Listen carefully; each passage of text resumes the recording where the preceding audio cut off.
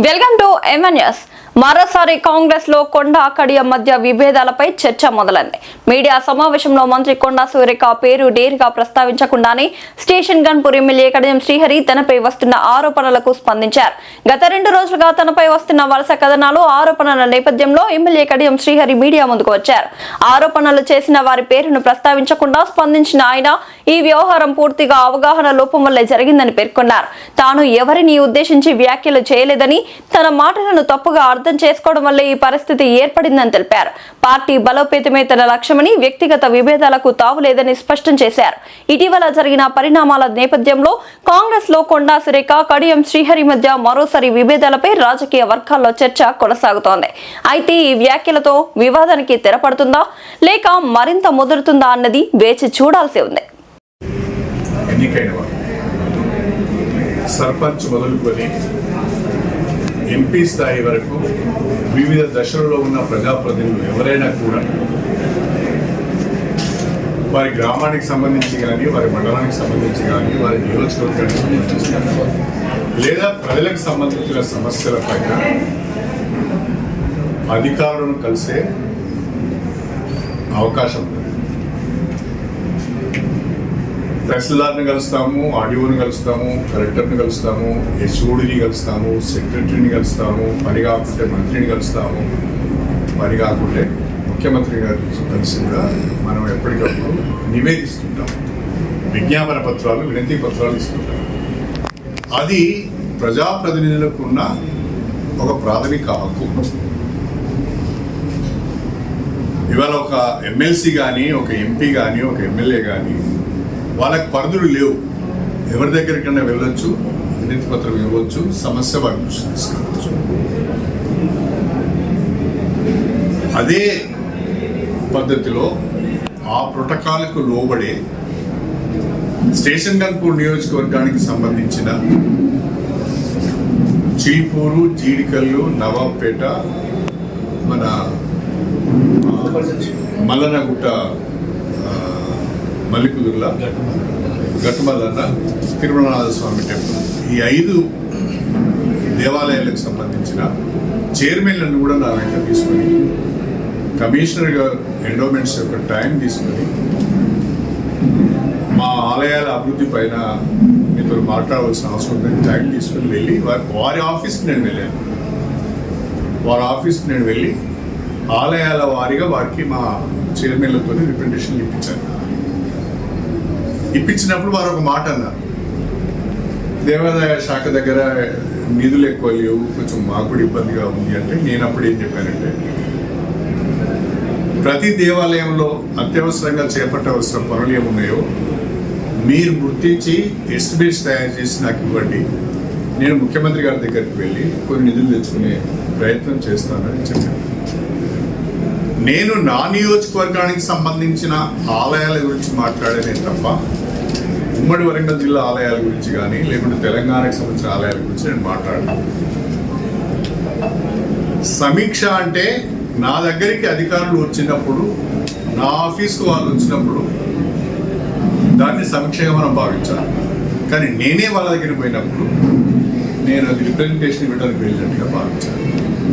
ఇది అవగాహన లోపమే తప్ప మరొకటి కాదు. సమీక్షకు, సమస్యల పైన అధికారుల దగ్గరికి వెళ్ళి వినతి పత్రం ఇవ్వడానికి తేడా చాలా ఉంటుంది. మీరు కూడా అప్పుడప్పుడు మీ వ్యక్తిగత హోదాలలో కూడా వెళ్ళి అధికారులను కలుస్తూ ఉంటారు. నేను గన్పూర్ ఎమ్మెల్యేగా నాకు చెప్పకుండా మీరు ఎట్లా పోయి అనగలుగుతాను. ఒక సర్పంచ్ కానీ, ఒక ఎంపీపీ కానీ, ఒక సింగిల్ విండో చైర్మన్ కానీ, నాకు తెలియకుండా చాలామంది మా మున్సిపల్ చైర్మన్ గారు కానీ ఎవరైనా కూడా వారికి సంబంధించిన సమస్య పైన వారు వెళ్ళి అధికారులు కలిసే అవకాశం ఉంది.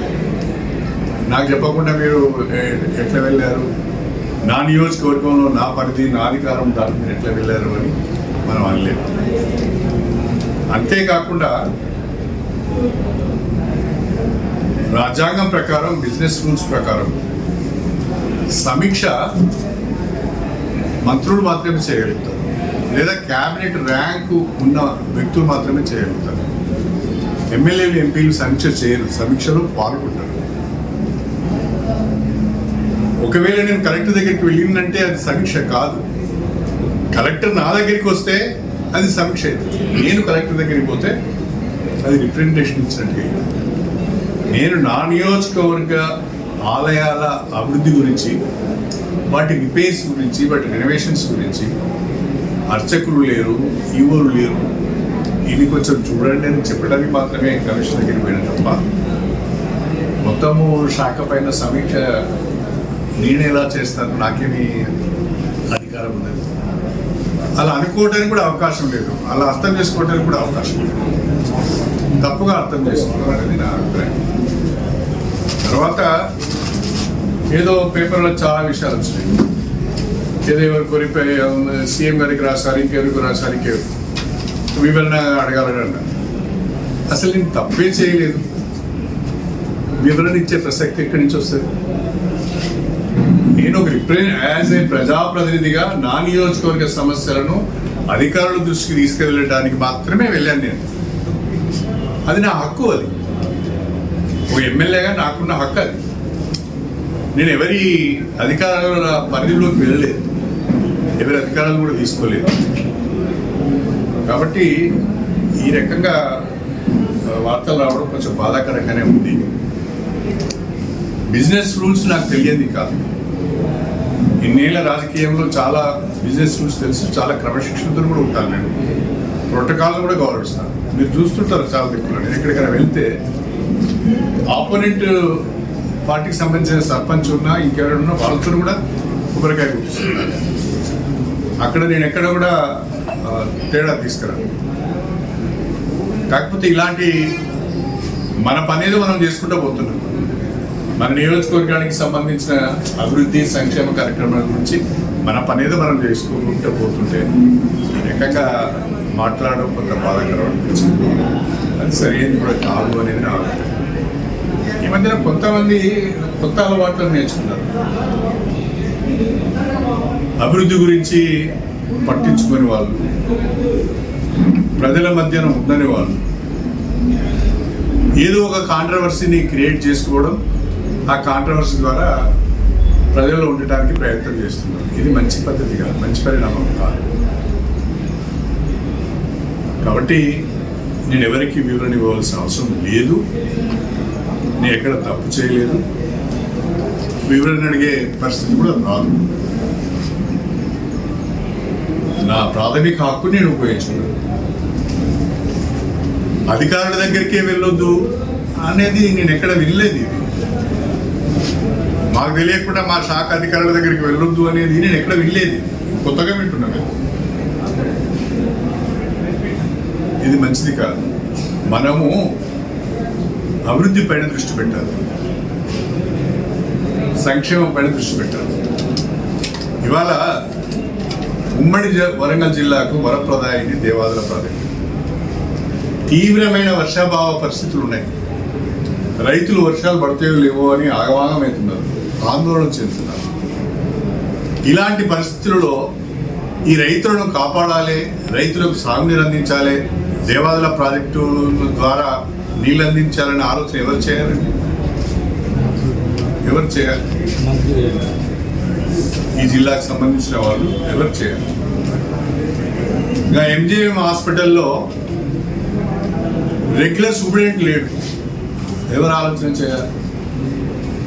సూపర్ స్పెషాలిటీ హాస్పిటల్ ఇంతవరకు ప్రారంభోత్సవం అయితే లేదు, ఎవరు ఆలోచన చేయాలి?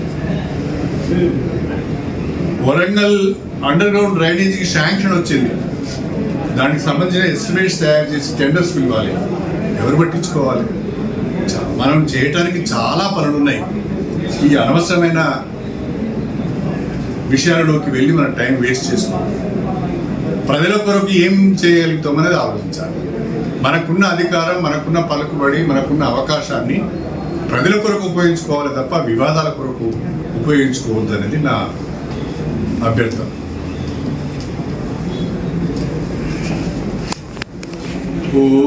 3 రోజులు మేత ఇచ్చారు.